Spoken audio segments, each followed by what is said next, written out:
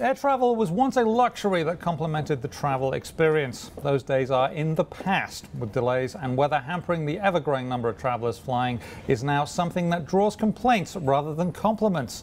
Which airline is the biggest target for unhappy consumers? For a closer look, we're joined by Laura Murray, a consumer associate at the US Public Interest Research Group in DC. Laura, thank you very much for being here. Hi, thanks for having me. So the airline with the most complaints against it, that will be a tough competition to win because I think people do like to complain about airlines. Tell us, how did you conduct this survey and how did you work this out, and then who's the winner? Sure. Well, we used information published monthly by the Department of Transportation.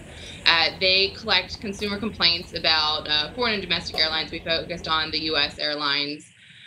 From 2009 to 2013 to see who gets the most complaints for their size, and there's a clear winner. And we've got it. The clear winner is Spirit Airlines. The others in the running were Frontier, United, and American. Spirit is well known as the budget airline. What were the top complaints across all the airlines? And this isn't limited to one airline, to Spirit, which was the clear winner. What are the big complaints?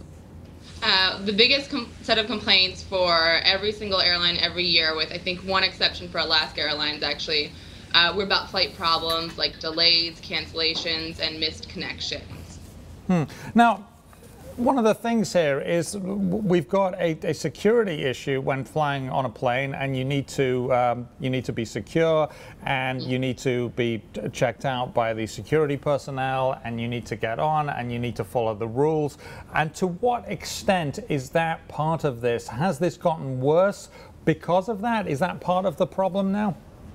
Well, the Department of Transportation tracks reasons for delays, as well as how on time certain airlines are. And so there are a number of delays, of course, for the weather. There are delays for security, long security lines in the airport. But there are also sets of delays that are within the airline's control, issues with staffing, issues with their system that they can address. Okay. Now, Spirit, which was the clear winner or the clear loser in this, depending on which way you look at it, does have a response. So they say many of the Department of Transport complaints about Spirit are driven by our customers not fully understanding that we offer unbundled fares that let them control how much they spend. And I guess part of that would be, look, you're getting a discount service, understand that, don't expect all the frills. What they're saying, though, doesn't match with the delays. So the delays aren't part of it being a frillless service. No.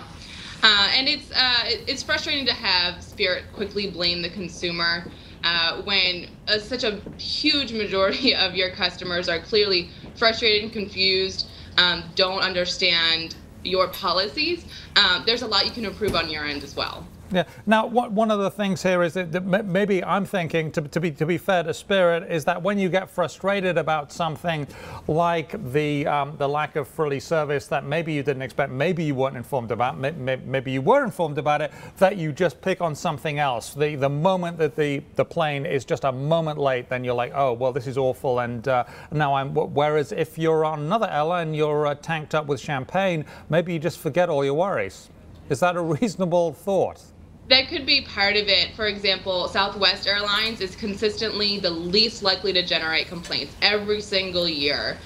They're not necessarily the most on-time airline, but if people feel like they're getting value with their service, they are less likely to complain. For example, with Southwest, your bags fly free.